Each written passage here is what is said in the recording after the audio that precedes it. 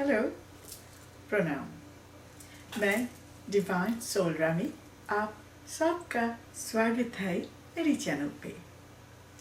आज का विषय है शिक्षा, विद्या यानी एजुकेशन। हमारी जिंदगी में सबसे बड़ा संपत्ति है एजुकेशन, शिक्षा। मैं आपको बताती हूँ क्यों एजुकेशन हमारी ज़िंदगी में सबसे बड़ा संपत्ति है, सबसे बड़ा एसेट है। आप एजुकेशन के द्वारा ज़िंदगी में सारे असंभव को संभव कर सकते हैं। एजुकेशन हमारी ज़िंदगी में मेरुदंड की तरह काम करती है। ज़िंदगी में आप कितना भी ऊपर उठना चाहती हो, उनकी सीढ़ियाँ एक ही है, एजुकेशन।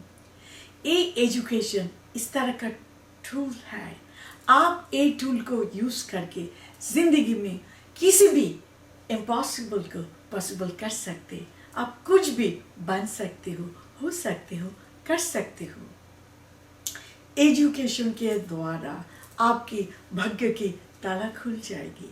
आप जिंदगी में सब कुछ कर सकते हो, सारे असंभव को संभव कर सकते हो। जिंदगी में आगे बढ़ने के लिए एक ही टूल है, वो है शिक्षा, वो है विद्या। एजुकेशन, शिक्षा इस तरह का संपत्ति है, उसके द्वारा आप जिंदगी में नॉट ओनली सक्सेसफुल, आप ईश्वर को भी पा सकते हो एजुकेशन के द्वारा। आपको तो पता ही है ना, भगवद गीता में भगवान श्री कृष्ण जो 4 योग के बारे में बताया, सबसे पहले कौन से योग है पता है? ज्ञान योग मीन शिक्षा।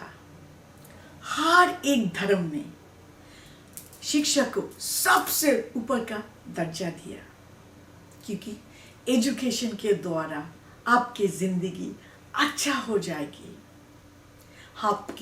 आपके परिवार की बहुत उन्नति होगा, आपके बच्चे की विकास होगा।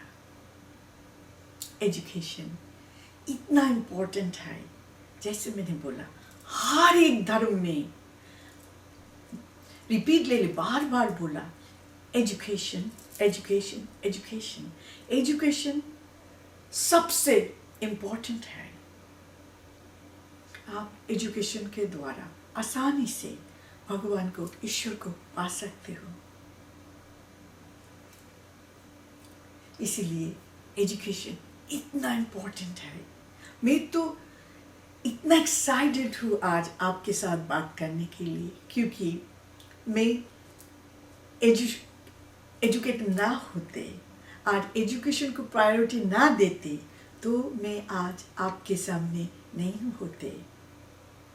आज मैं जो हूँ, इसके सारे क्रेडिट जाती है एजुकेशन को, शिक्षा को।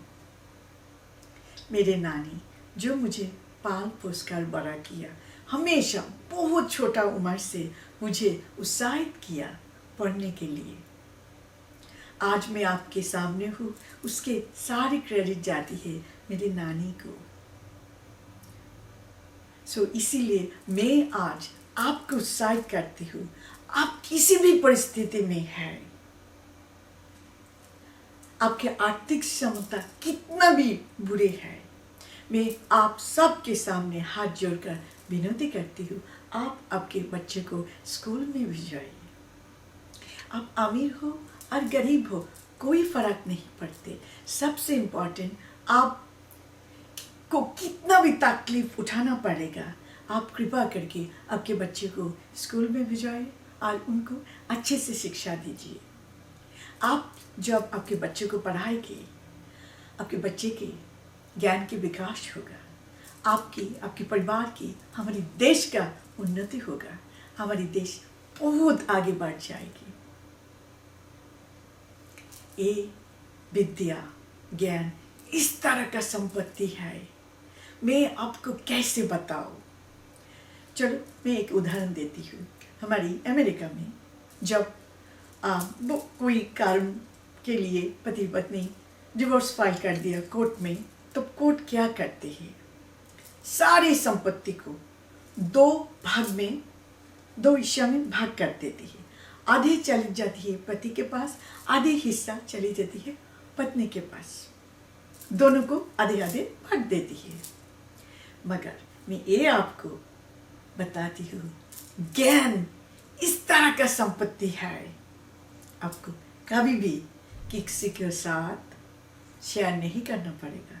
दुनिया में कोई कोर्ट नहीं है जो आपकी ज्ञान की आधा हिस्सा आपके पति को और आपकी पत्नी को बांट देगी, क्योंकि ये इस तरह की संपत्ति है, आपके अंदर रहेगा और कभी भी किसी के साथ आपको शेयर नहीं करना पड़ेगा। इसीलिए जब आप शादीशुदा हो और आपके दिल चाहते हैं पढ़ने के लिए, सोचिए आपके हाईएस्ट एजुकेशन आप किया हाई स्कूल, आपके दिल चाहती है आप थोड़ा और पढ़ेंगे, जरूर पढ़ लेना। आप हाउस वाइफ हो तो क्या, जब आप घर बैठ रहे हो, सारे घर के काम जब खत्म हो जाएगा, पढ़ाई शुरू कर दो। कॉलेज में चली जाओ, कॉलेज में एडमिशन ले लो। आप कॉलेज कंप्लीट करो, आपकी बैचलर डिग्री, मास्टर डिग्री, आपके दिल और भी पढ़ना चाहती है तो डॉक्टरेट डिग्री भी कर लो। पढ़ाई की कोई उम्र नहीं होती। इसलिए मैं कर रही हूँ, ये जो ज्ञान है इतना अनमोल संपत्ति है, ओ गॉड, इसका कोई मूल आप लगा नहीं सकते। इतना इम्पोर्टेंट है, इतना वैल्यूबल है। सो इसीलिए मैं आपको कह रही हूँ, आप शादीशुदा हो, लड़का हो लड़की हो, कोई फर्क नहीं पड़ते। मैं दोनों जेंडर को हमेशा सिमिलर प्रायोरिटी देती हूँ। पढ़िए, आप जब नौकरी करते हो रात में पढ़िए। आप हाउस वाइफ हो, घर में काम करने के बाद में कॉलेज में चले जाओ, स्कूल में चले जाओ। पढ़ने के लिए कोई उम्र का ज़रूरत नहीं है। कुछ लोग सोचते हैं मैं तो बुढ़े हो गया, मेरी तो उम्र हो गया, मुझे तो पढ़ने के दिल चाहता है मगर पढ़ने का उम्र नहीं है। नहीं नहीं नहीं, मैं आपको बता रही हूँ, पढ़ने के लिए कोई उम्र का ज़रूरत नहीं है। आप 30 साल के हो, 40 साल के हो, 50 साल के हो, इवन कि आप 60 साल के भी हो, आप पढ़ सकते हो। आपके दिल चाहते हैं, आप पढ़ना चाहती हो तो आप भी पढ़ सकते हो। इसके लिए सिर्फ आपको 2 चीज़ लगेगा, एक अक्षर की किताब और एक खाता लिखने के लिए। मैं गारंटी के साथ, दावे के साथ बोल रही हूँ, 6 महीने में आप पढ़ना लिखना शुरू कर देंगे। आपको ज़्यादा पढ़ने की ज़रूरत नहीं है। आपको पढ़ना आता है, लिखना आता है, वही काफ़ी है। सो जब आप किसी से पैसा उधार लोगी, वो कितना अमाउंट लिखा आप खुद पढ़ के सिग्नेचर करना, क्योंकि बहुत सारे धोखेबाज है, आपके फ़ायदा उठाएगा, गलत तरीक़ा से आपके फ़ायदा उठाएगा। इसीलिए मैं कह रही हूँ, पढ़ना लिखना बहुत ही इम्पोर्टेंट है। आपके रिश्तेदार और जिसके साथ आप काम कर रहे हो, जिससे से आप उधार ले रहे हो, आपको हमेशा पढ़ लेना, कागजात को अच्छे से पढ़कर अंगूठा छाप लगाना, वरना सिग्नेचर करना, ठीक है? क्योंकि बहुत सारे दुष्ट लोग हैं दुनिया में जो आपके अनपढ़ का फ़ायदा उठाएगा। जब मैं डॉक्यूमेंट्री में देखती हूँ लोग बर्बाद हो गया, मेरे दिल कितना दुखी होते हैं आप लोगों के लिए। इसीलिए मैं दिल से चाहती हूँ हर एक भारतवासी आप पढ़ने की कोशिश करें, खुद पढ़िए, आपके बच्चे को पढ़ाइए, आपके परिवार को पढ़ने का मौका दीजिए। फिर कहती हूँ, पढ़ने के लिए कोई उम्र का ज़रूरत नहीं है। सिर्फ जब आप संकल्प ले लेंगे मैं पढ़ूंगी, एटलीस्ट मैं पढ़ना और लिखना, ये आपके लिए काफ़ी है। और थोड़ा ऐड एंड सब्ट्रैक्ट, बस कैसे काउंट करना है पैसा, कितना ले रहे हो, कितना दे रहे हो, वो थोड़ा सा हिसाब आप सीख ले, और कुछ नहीं चाहिए। बहुत सारा संस्था है जो एडल्ट बुजुर्ग लोगों को फ्री में शिक्षा देती है। आप कृपा करके वही संस्था में चली जाए और वहाँ से फ़ायदा उठाए। वहाँ पे जाकर पढ़िए। कभी भी मत सोचना मैं बुढ़ा हो गया, मैं बुढ़ी हो गया, कि मेरे पढ़ने का कोई उम्र है। नहीं नहीं, ऐसे मत सोचिए प्लीज़। मैं हाथ जोड़ के आपके सामने विनती कर रही हूँ। आपका दिल चाहती है आप अभी भी पढ़ सकते हैं। कभी भी खुद को ऐसे नहीं सोचना मेरे पढ़ने का उम्र नहीं है। ये आपकी गलत सोच है, क्योंकि पढ़ने के लिए कोई उम्र का ज़रूरत नहीं होता है। आप एक बार सोचिए, आप खेती करते हो और आपको थोड़ा लोन लेना पड़ेगा, उधार लेना पड़ेगा बैंक से। जब आप बैंक में जाओगे, आपके कागजात जमा रखोगे, वो लोग आपके बहुत सारा डॉक्यूमेंट्स में, कागजात में सिग्नेचर लेगा। आपको क्या करना चाहिए? पहले सारे कागजात को अच्छे से पढ़ लेना। उसके बाद आपको देखना है जो अमाउंट आप उधार ले रही हो, लोन ले रही हो, वही अमाउंट कागजात पर लिखा है कि नहीं।